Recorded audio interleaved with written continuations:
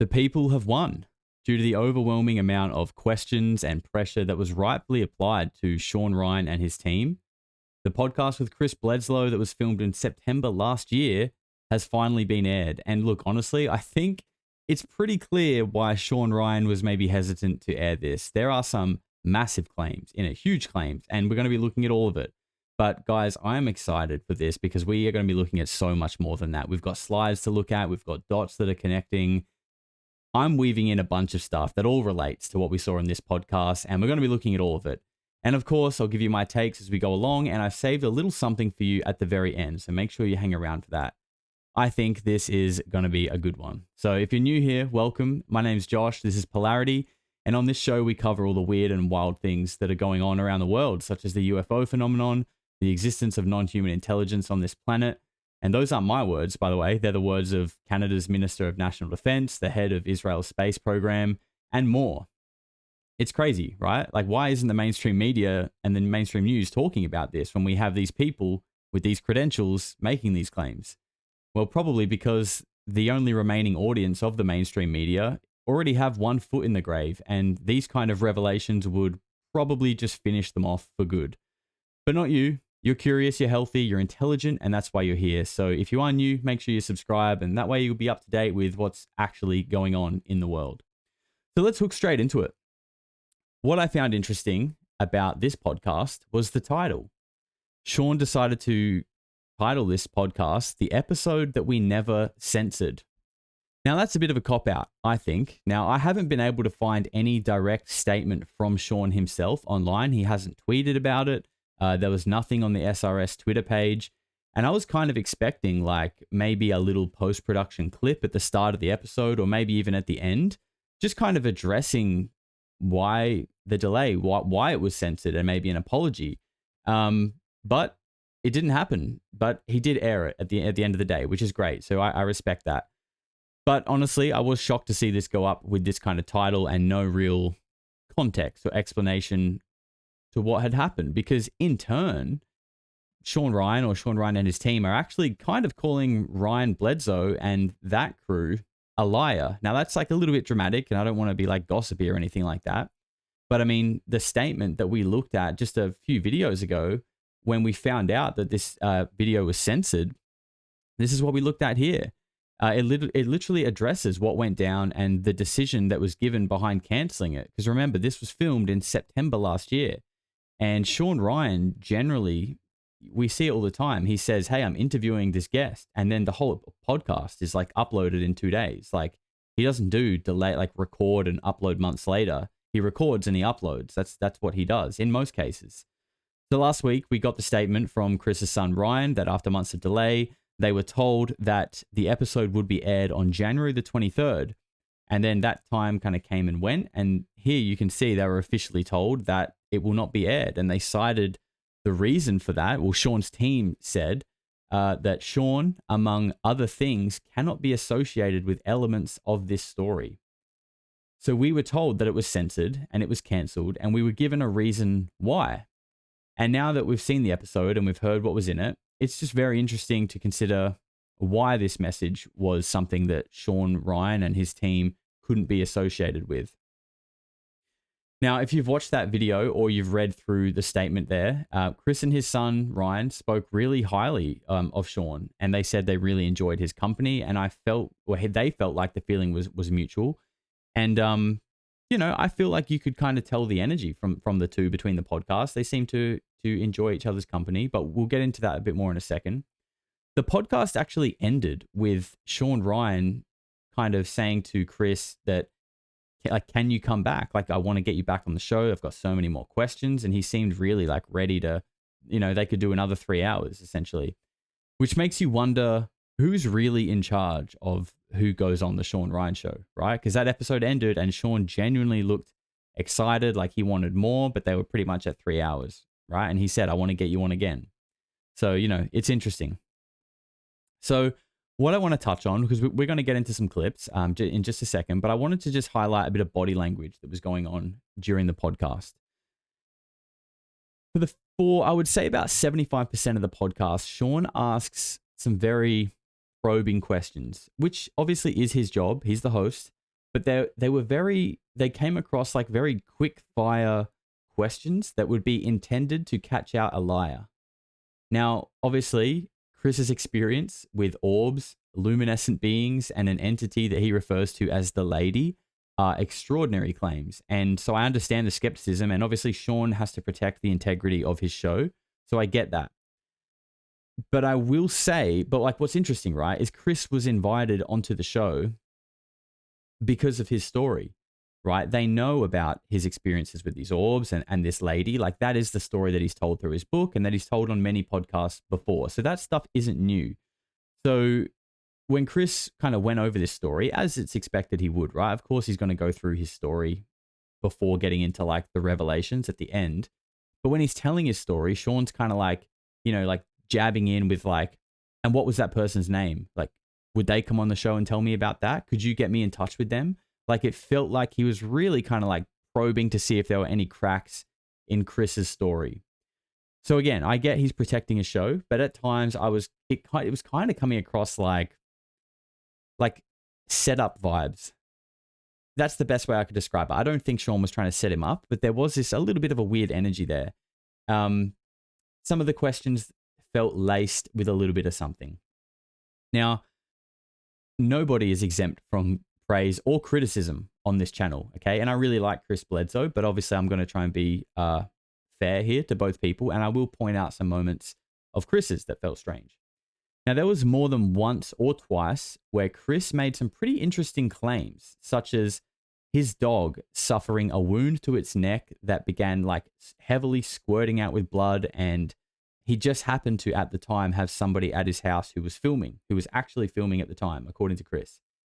And so this incident happened with the dog, and Chris ran over and grabbed her, and it was just like pouring out blood, and he was applying pressure to the wound, and Chris was saying that he knew the dog was going to die. They lived 30 minutes from a vet, like he could just tell. So he said that he kind of like cried out to God to help him and to heal, to, you know, help. And all of a sudden, like the wounds of the dog healed up, and the dog jumped up wagging its tail and walked off. Now, if you've got something like that on video, that would squash all doubt. That would be a complete revelation, and it would be incredible to see. So where is it? Why haven't we seen that? And this kind of compelling evidence, if you're saying it exists, like why that, mate, if I was on this podcast, I'd be bringing that with me on a USB stick, being like, you don't believe me? Here, look, like this stuff is crazy. Like show us.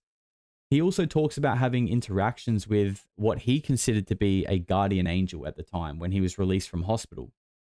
And he says that his family would film him interacting with these beings. And this is on like a camcorder. So like back in like 2005, 2006. And obviously he says you can't see the being, and it just looks like he's talking to himself. And the family were filming him because they kind of thought it was funny, and they were laughing. You know, he's medicated, he's out of hospital.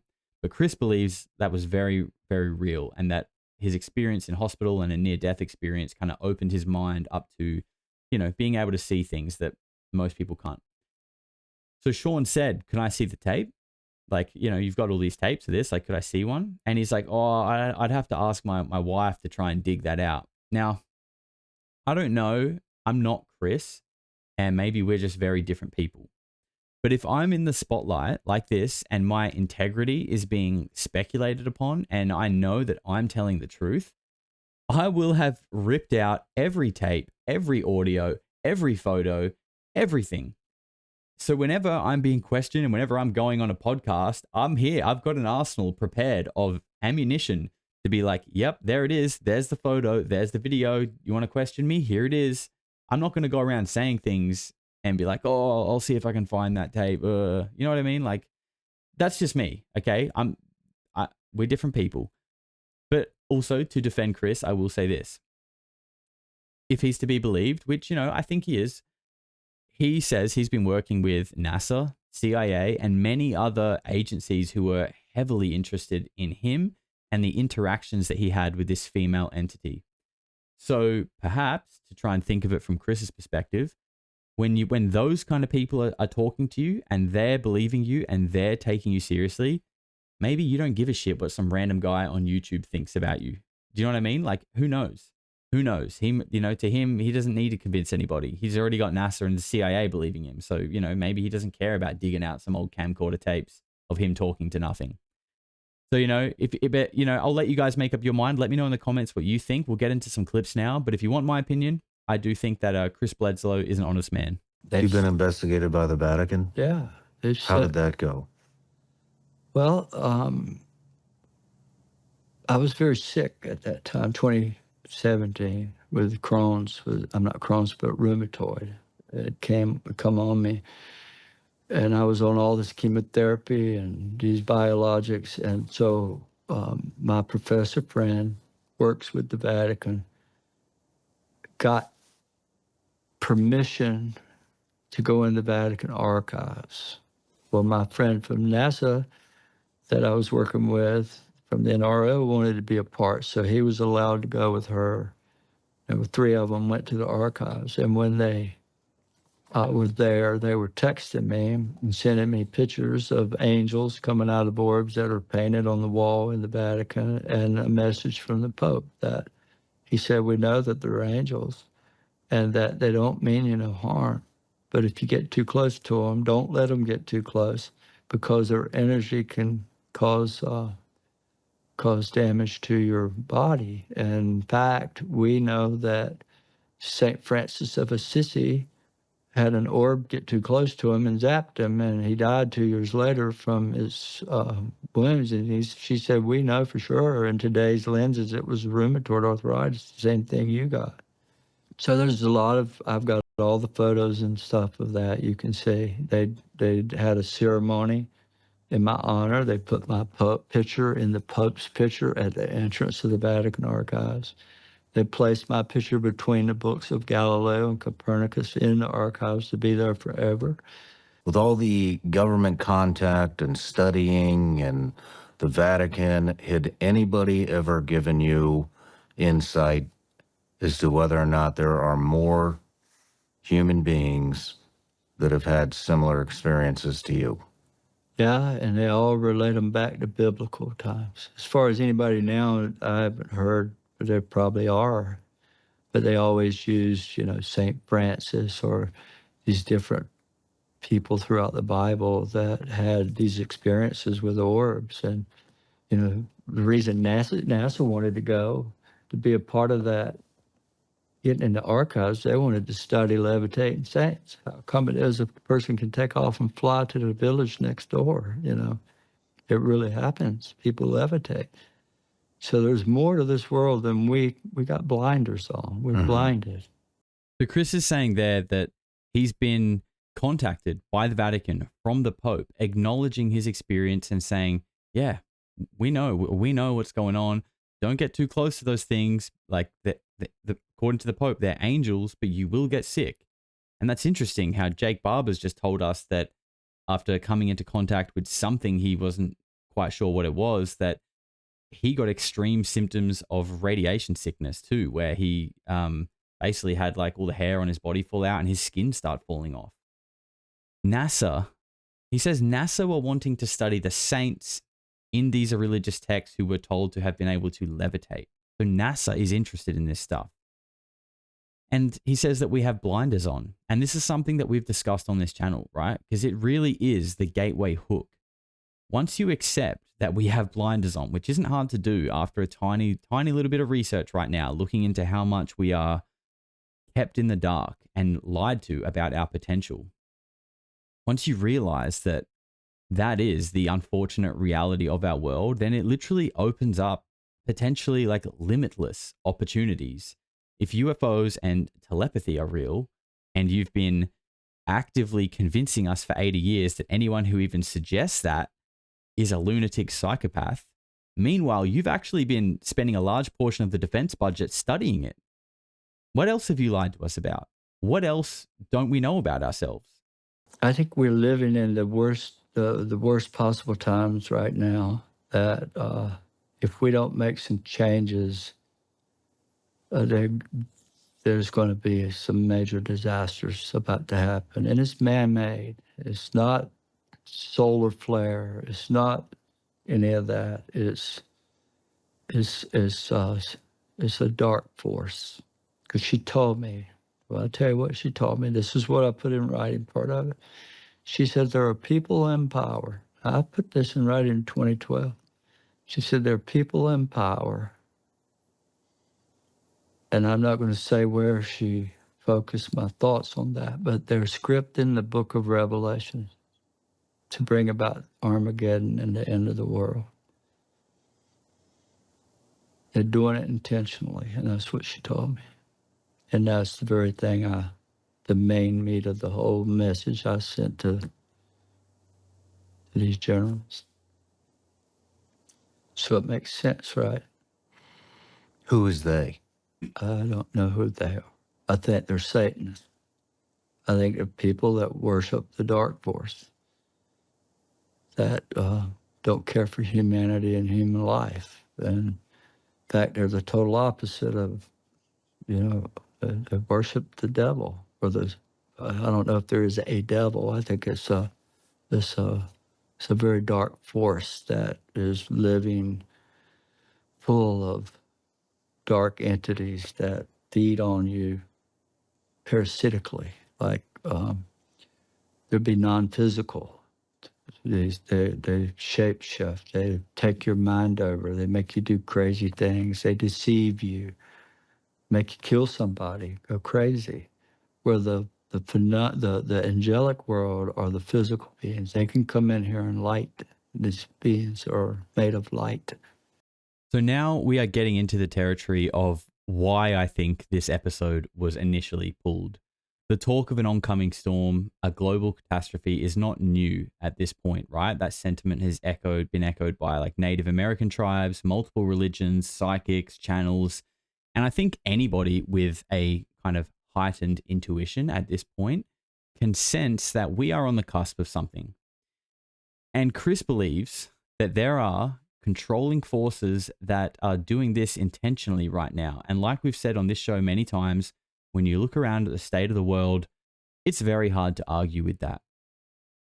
He's talking about dark entities feeding on you, taking over your mind like a parasite. They can shapeshift. Is that ringing a bell for anyone? Okay. If you've seen my latest video here, you might know what I'm getting at. Now, I don't want to say the word because I'm positive that it affects the way my videos get pushed out. And if you haven't seen this yet, which if you're not subscribed, you probably haven't, because based on my analytics, it didn't get pushed out to anyone who wasn't subscribed. You should check it out after this one. But I can show you what it's about, because after that episode, YouTube were kind enough to send me this. They sent me the YouTube Conspiracy Collection, otherwise known as the Nutjob's Handbook. So obviously, as a hyper-focused person who is potentially mildly on the spectrum, I enjoy collecting things. So let's open this bad boy up. You can see that within my short journey here on YouTube, I've already managed to collect 2 of these conspiracy misinformation stickers underneath my videos. I'm like the mentally unstable version of Ash Ketchum. Okay, we are going to fill this unhinged version of a Pokédex one day. Now, I don't mind if my videos get censored if it means we get a new sticker. Okay, I want to collect them all. But we don't want to get doubles. Okay, you remember opening Pokemon cards and you get a double? You already have that one. It sucks. Okay, we don't need that. And it feels like a waste of time. So we don't want to do that. So, like I said, if you see the second one, where are we? Just here? Just here? Yeah. That's what Chris Bledsoe is really sounding like right now. Okay? So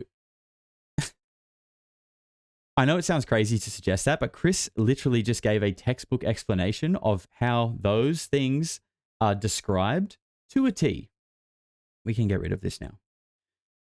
But as a lot of well-informed people pointed out in my last video, it's important to highlight this, I think.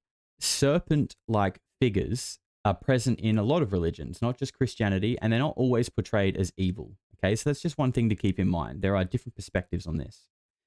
But allow me to kind of bring this train back on the rails after that little derail. Allow me to weave in this quick little clip. This does relate. This is going to get us back on track here because this is Ryan Bledsoe, Chris's son, discussing a meeting that happened between his dad, Chris, and Tom DeLonge and a guy named Bill Tompkins. My dad has met Bill Tompkins, the guy who supposedly built the ships for the space program. You know who I'm talking about? I was referring to some of his. I was thinking actually, sorry, of some of his illustrations in my head as I was describing it. William Tompkins, correct? Right. Yep, and he sat there at a little Starbucks. I don't know what you call it, patio seating outside. Yeah. My dad, Tom DeLonge, the Blink-182 guy, and Bill Tompkins, and they sat there and they tried to shop my dad. Shop him as in win him over. And he sat there and he told my dad that Bill Clinton is a 9-foot-tall reptilian. He eats little girls. They slit their throat. They drink the blood and suck the life force out of their body. They zap us with these machines when we die so that they create this little hologram of a light. And when our consciousness goes to it, they reincarnate us back over. And the big secret that the government's been hiding, everybody, is that we're a cattle farm for lizards that live in caves, and the queen and the presidents are lizards. By the way, that's the same shit that everybody's reading online. So if they're saying it, and they're meeting my dad, who he is, been studied by the CIA and NASA and all this shit, and then he's meeting this guy and he's going to start spouting all this mumbo jumbo. It's obviously not true. It's an agenda. These officers have this compartmentalized agenda to spew a certain story, like actors, to trick the world. So I did try to tidy that clip up there and tried to censor a few words that Ryan said, but he did say the R word, and I missed that. So hopefully, we do these shows in one take, by the way, so I'm not turning back now. Hopefully we don't get another sticker under this one and you know what?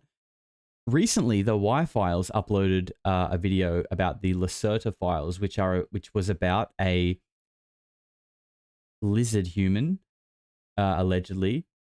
And he didn't get a sticker underneath his video, and he did say the R word once. So maybe we're allowed to say it once. If I get a sticker for this, then there's something unfair going on. But anyway, let's get back on track. So that clip was interesting for a few reasons, right?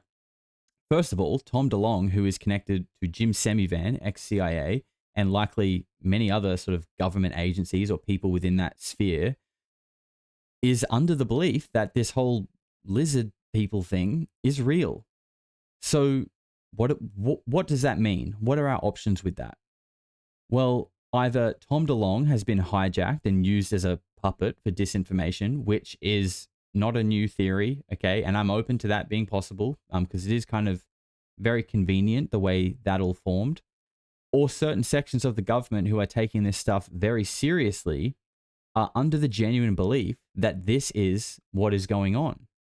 Now, remember, Lue Elizondo said that a group of people within the government who have a lot of control over this stuff are heavily religious, and they're known as the Collins elite, and they believe that this stuff is demonic, and they don't want to talk about it. So is it possible that Tom DeLonge has kind of ended up as like a plausibly deniable, disposable mouthpiece for the same train of thought that is going on within this heavily religious, high-up sector of the government? And also, it's interesting how, actually, this is really interesting because Ryan is like so dismissive of these claims, right? He's saying they're like, it's just absolutely preposterous. They're outrageous.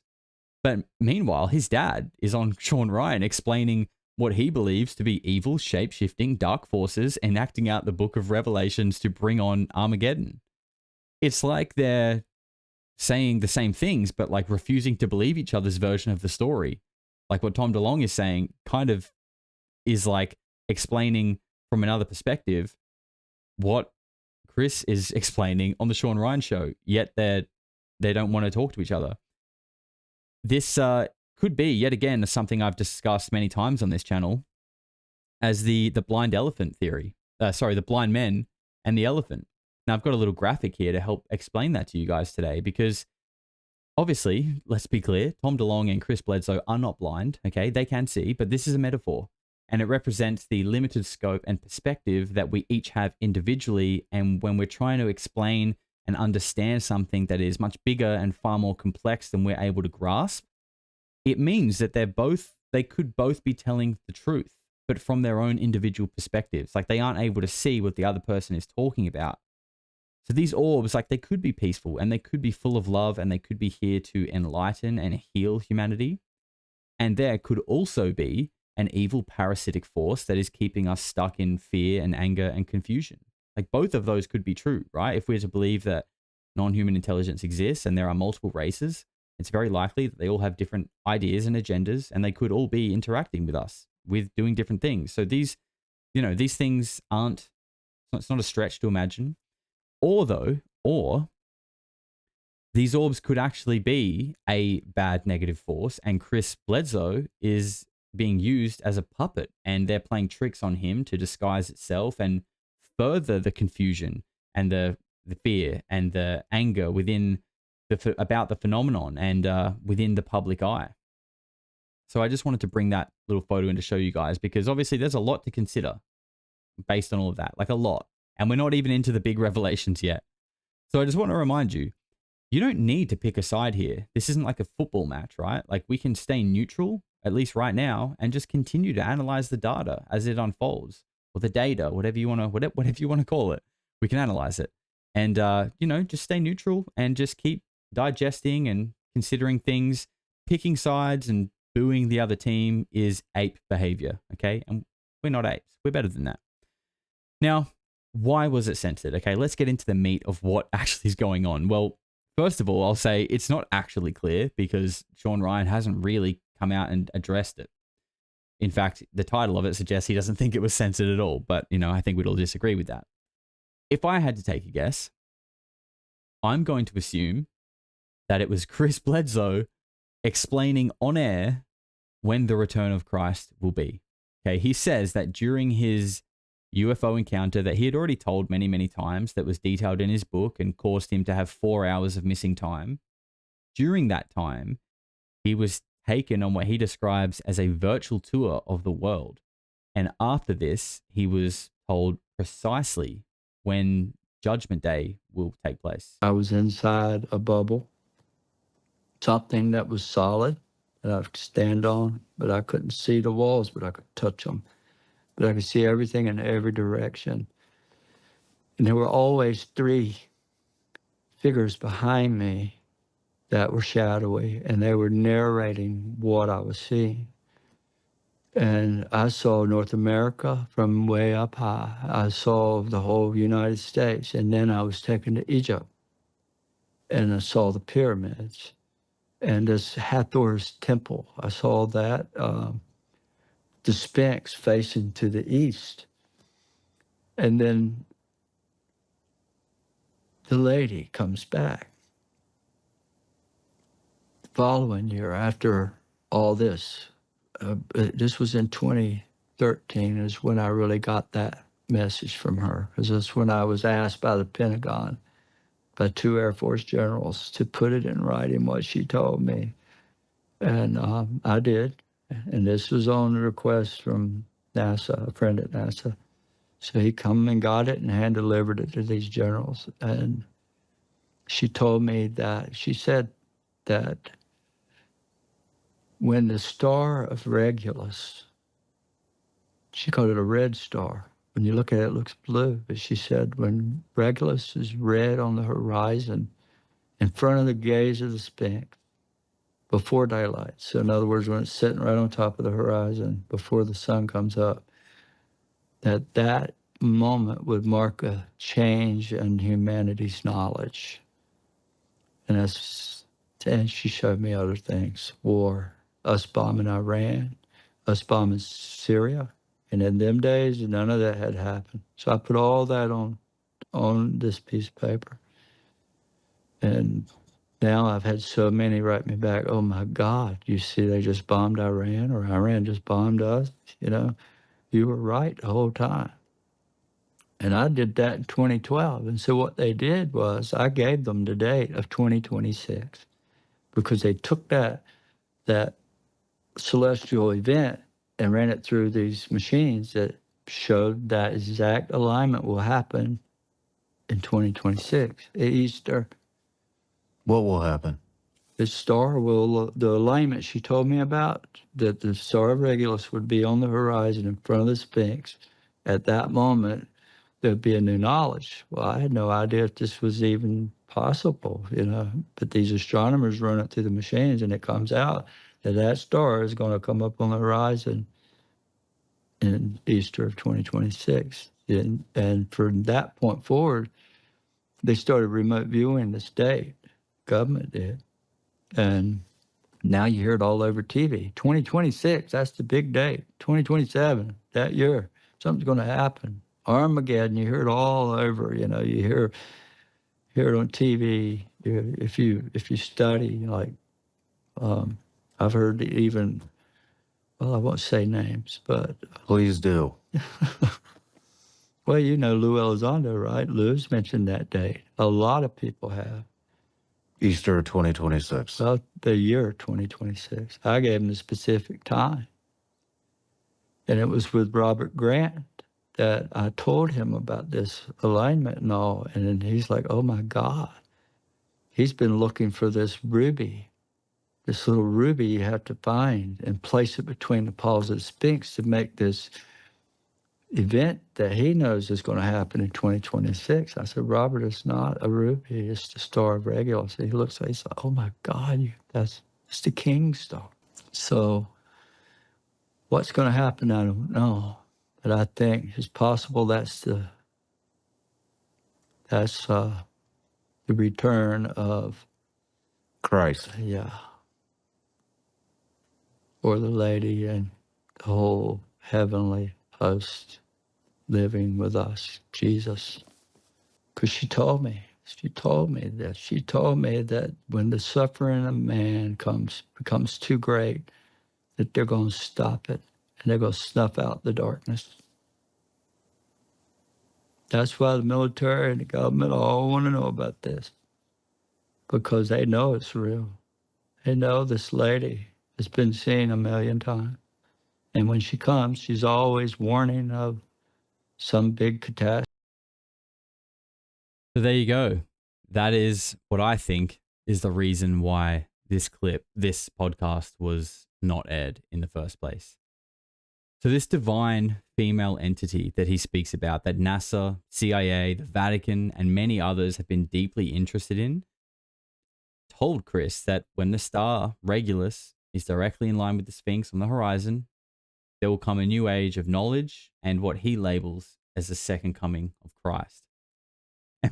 And by the way, I don't know who he's referring to there when he's talking about like, oh, this guy called Robert who was like looking for a ruby. Like bro thought he was like Indiana Jones or something, trying to find this lost ruby to bring on the return of Christ. Like, I don't know what that's about, but I did think that was kind of funny. But he says that the date had been remote viewed. Okay, so they found out this information, took it very seriously, remote viewed it, and they obviously believe it. Okay, I don't know what was seen in the remote viewings, but they're taking it seriously. And this is where the weaves start to get really good. Okay, so if you've seen my last video, you would remember that we looked at the constellation Leo, and specifically this star here named Denebola or Denebola. I don't know how to say it. This one here, okay? This is the back end of the constellation Leo. Well, Regulus is this star. It's in the same constellation. And what's also interesting is the constellation Leo, the star sign, is a lion. And what is the Sphinx? Well, I mean, the body suggests that it's some kind of feline, right? But the face certainly looks human. Well, it doesn't look like a cat's face. But people like Graham Hancock would suggest that the head of the Sphinx is not actually the original design. You know, and it does make sense, really. When you kind of look at the structure, the head does look disproportionately smaller, and it just does look a little bit odd. I think we can probably all, I mean, I've always thought the Sphinx looked odd before, you know, Graham Hancock said it. And, you know, the Egyptians, or, you know, whoever did build these things had very amazingly accurate and perfect construction. So to have this like amazing mind-boggling piece of architecture that is the Sphinx, and then to have this kind of like weirdly smaller head, it is odd. I'm not saying it is not the original head. I can't prove it. Neither can Graham Hancock. But, you know, I think it's worth considering, right? It's just speculation. But the ties, no one really knows. But the ties to Egypt are what's interesting here, and space, for many reasons. The American dollar bill we see has the Egyptian or an Egyptian-looking pyramid on it with an all-seeing eye and some Latin phrases that we know are, you know, hang around these space programs and things that we've learned from people like Dana Walsh-Pasolka. Now, the Latin that sits above and below the pyramid on the dollar bill roughly translates to, "He has favored our undertakings and the new order of ages." And then the NRO, which Chris mentioned in that podcast, who hold a massive interest in what Chris has to say, these are their mission launch patches just here. And again, we've looked at these and more of them on the show quite a few times. But like the esoteric Egyptian symbolism is just wild here on the patches and the dollar bill. Like there is clearly some hidden connection to the United States and Egypt that dates back a long time. If you can answer this question or have a suggestion, let me know in the comments. But this is where it gets even more crazy. This is the logo for the National Space Intelligence Center. Now, to give you a little bit of context here, this is the intelligence agency, the intelligence department for the United States Space Force. Okay, it's the most recent addition of the United States military. And take a guess where the headquarters of this agency is. I'll give you one guess.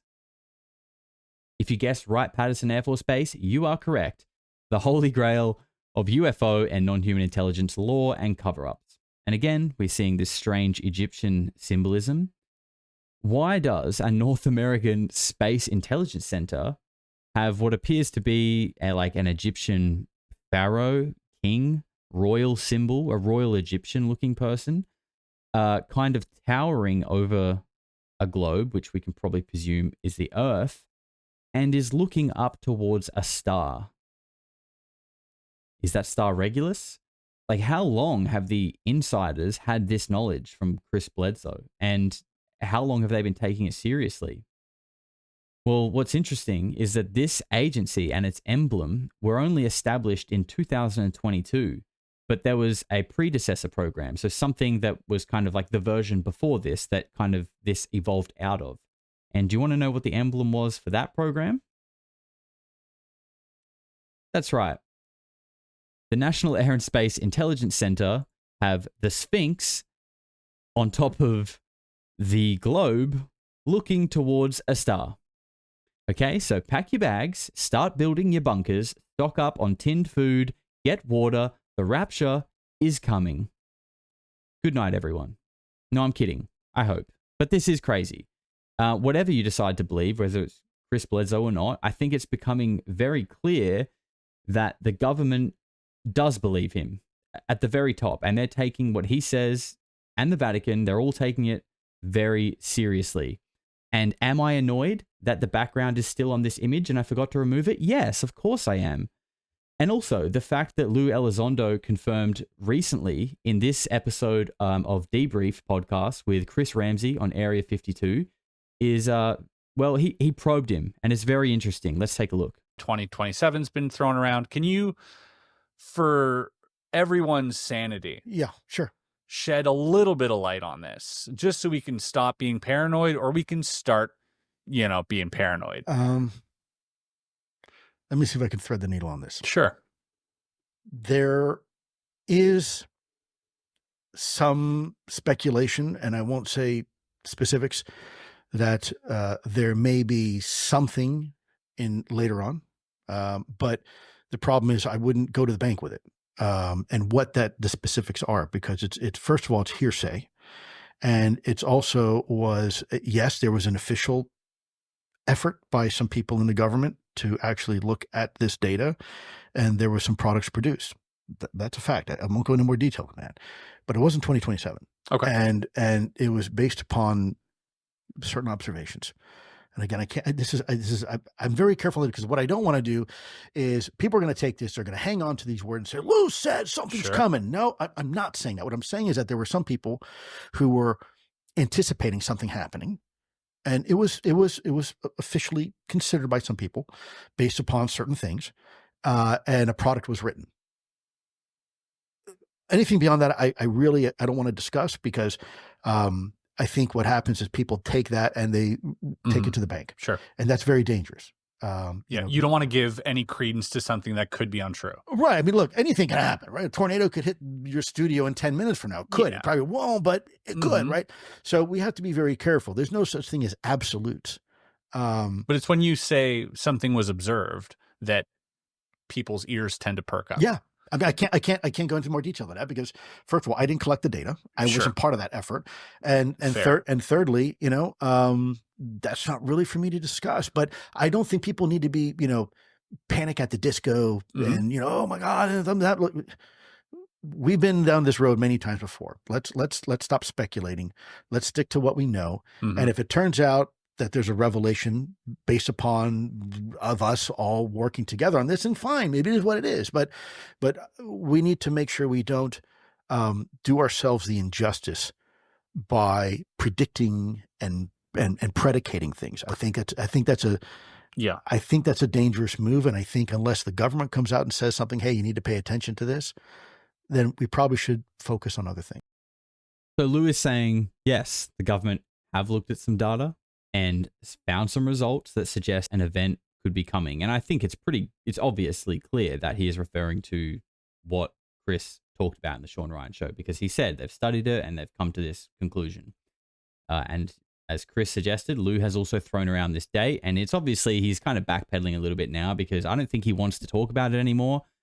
I don't think he wants to be the guy that like tells people what is going on. And I don't think he even, I don't know if he, no one, even these people, even if they have all this information and all the data lines up and the Star of Regulus, and we all understand that this is a thing, we still don't actually know if it's going to happen. Like there could be an error somewhere in the equation, right? Like we don't know.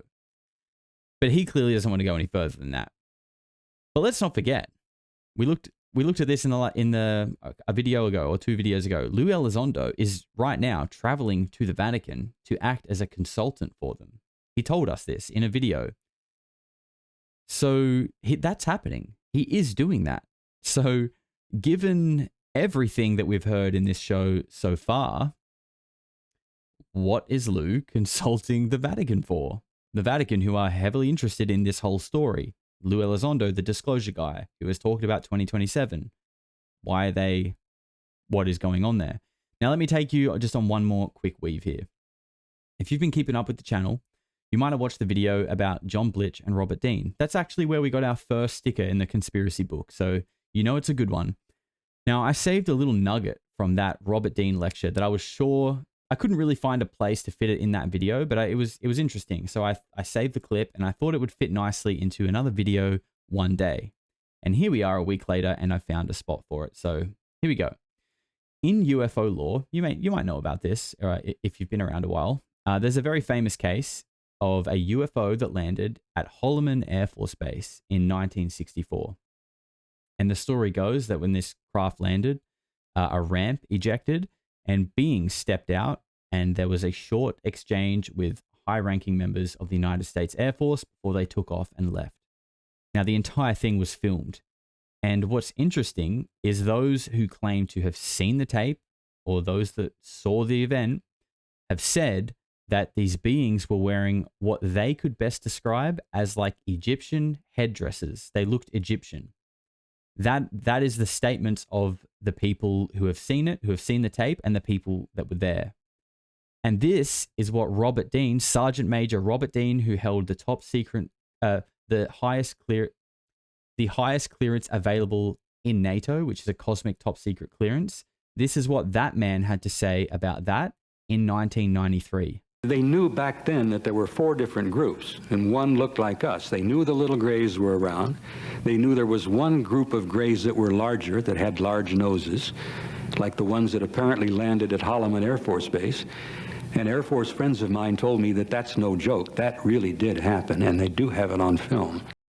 So there you go. Just a little quick one for you there, because I thought it was interesting, because the story does go that these beings did look Egyptian, and Egyptian headdresses, and Sergeant Major Robert Dean, who Lieutenant Colonel Dr. John Blitch seems to respect and believe what he has to say. He sees him as a senior figure. That's who he looked at in that video. He is saying that he knows people that have seen it and he knows that it's real. So how much weight can we put into this, like, Egyptian connection to the intelligence agencies and the military and the government of the United States? I mean, God, you've got a pyramid on your dollar bill, for God's sake. Like, what is going on there? So what do you want to believe? Like, who do you choose to believe, or are you reserving judgment still and waiting for more to unfold, which is, what I think is the best way to go about this? Because Chris Bledsoe claims that these orbs and these entities are always there. They're always listening to your thoughts and your intentions, and we have the ability to make contact with them. Everybody does. And I actually experienced this the other day myself. And I wanted to talk about this, but I've just been kind of unsure how to do it, because I don't want to come across the wrong way. I shared the footage that I took of the event in our members only channel of the Discord when it happened. And I will make a video about it. I've just been unsure how I want to do it. I don't just want to, like, throw out a video and come across as like some excited idiot who's seen a UFO. I want to try and, like, bring you guys. I think I'm going to take my GoPro down to where it happened and try and place you guys in the scene with me and talk through what happened. And, maybe we could do it as like a little vlog, and I'll kind of tell you about some other little experiences that I've had as well. So if you're interested in seeing that, let me know in the comments. It is a video I want to make. I've just been a little bit, honestly, kind of like a bit apprehensive and a little bit nervous, because it's like it's me talking about a kind of a wild personal experience that I had. So let me know. I am going to make it, but if you guys are actually keen to see that kind of stuff, please let me know in the comments.